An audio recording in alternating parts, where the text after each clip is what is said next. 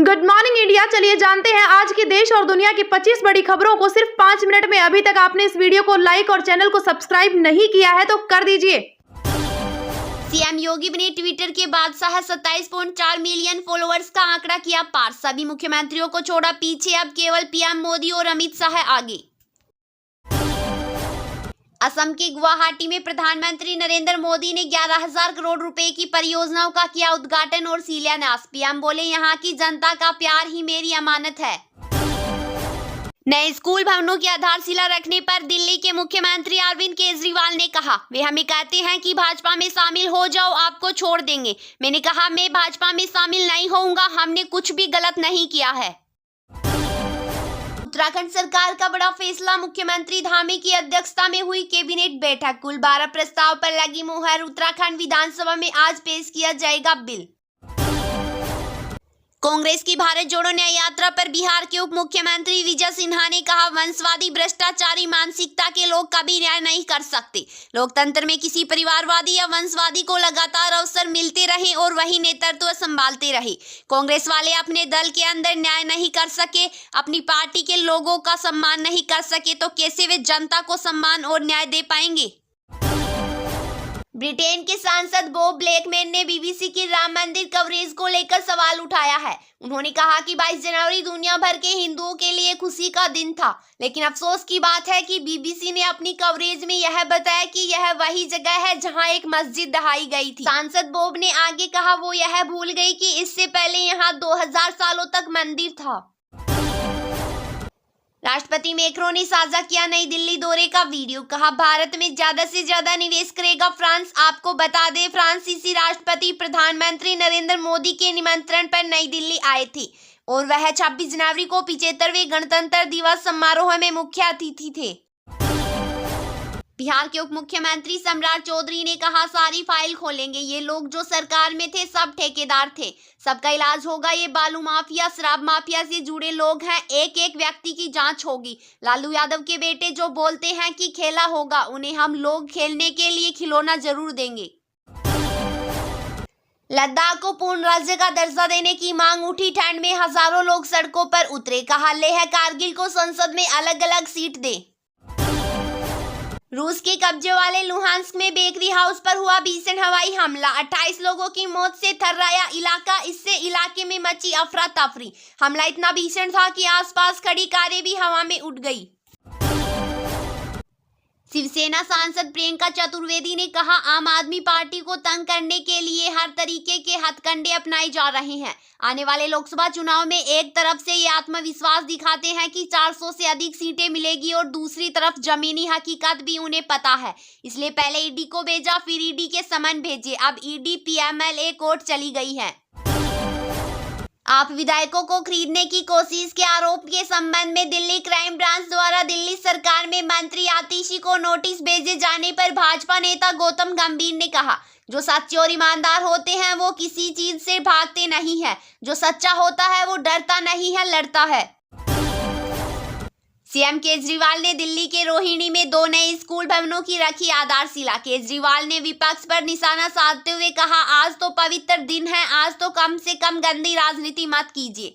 आपको केजरीवाल से दुश्मनी है। आप जनता के बच्चों को तो छोड़िए, इनके बच्चों को शिक्षा मिलने वाली है। इस मौके पर तो गंदी हरकत मत कीजिए।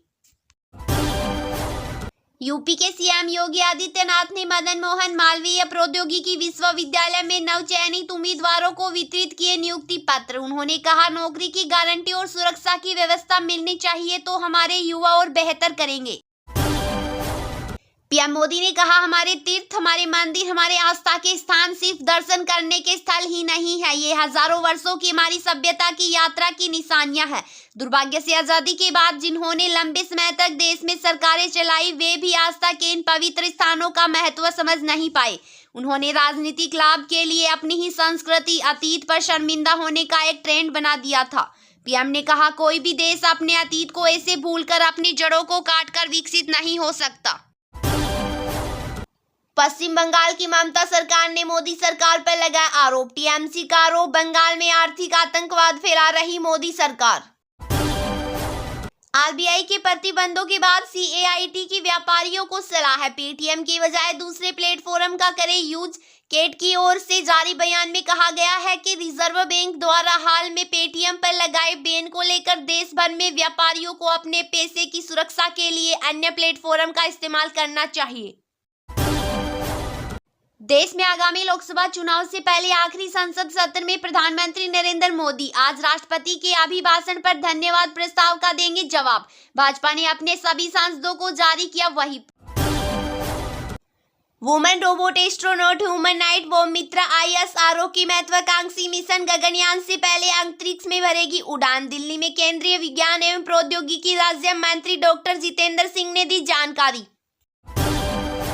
पीएम मोदी ने कहा 10 साल पहले असम समेत पूरे पूर्व उत्तर में ऐसी स्थिति थी। पूरे पूर्व उत्तर में रेल यात्रा और हवाई यात्रा बहुत ही सीमित थी। एक राज्य से दूसरे राज्य में आना जाना तो छोड़िए, एक जिले से दूसरे जिले में आने जाने में भी कई घंटे लग जाते थे। इन सारी परिस्थितियों को आज भाजपा की डबल इंजन सरकार ने, एनडीए की सरकार ने बदला है। अरबपति कारोबारी गौतम अडानी की अगुवाई में गुजरात के मुंद्रा में बनेगा दुनिया का सबसे बड़ा कॉपर प्रोडक्शन प्लांट। 10,000 करोड़ का होगा निवेश। इस संयंत्र में आयात पर भारत की निर्भरता को कम करने और ऊर्जा बदलाव में मिलेगी मदद। प्रधानमंत्री नरेंद्र मोदी ने कहा, बीते कुछ दिनों में मुझे देश के अनेक तीर्थों की यात्रा करने का अवसर मिला है। अयोध्या में भव्य आयोजन के बाद मैं अब यहां मां कामाख्या के द्वार पर आया हूं। आज मुझे यहां मां कामाख्या दिव्य लोक परियोजना का शिलान्यास करने का सौभाग्य प्राप्त हुआ है। 11 फरवरी को पंजाब के दौरे पर रहेंगे कांग्रेस अध्यक्ष मल्लिकार्जुन खड़गे। समराला में सम्मेलन को करेंगे संबोधित। इस दौरान खड़गे पार्टी पदाधिकारियों में लोकसभा चुनाव 2024 के लिए भरेंगे जोश। प्रदेश के कौशाम्बी में समाजवादी पार्टी नेता स्वामी प्रसाद मौर्य के काफिले को लोगों ने दिखाए काले झंडे। राजस्थान में भाजपा कोर कमेटी की बैठक के बाद बोले जोशी, आज गांव-गांव ढाणी-ढाणी में मोदी की गारंटी साकार हो रही है। इस बैठक में राजस्थान के प्रभारी अरुण सिंह, राजस्थान के मुख्यमंत्री भजनलाल शर्मा और अन्य कार्यकर्ता भी रहे मौजूद। महाराष्ट्र में लग सकता है कांग्रेस को बड़ा झटका। 15 विधायक अजीत पवार गुट में शामिल होने को तैयार। मिलिंद देवड़ा ने हाल ही में छोड़ा कांग्रेस का साथ। इसके बाद मुंबई में पार्टी के पास नहीं है कोई कद्दावर नेतृत्व करने वाला।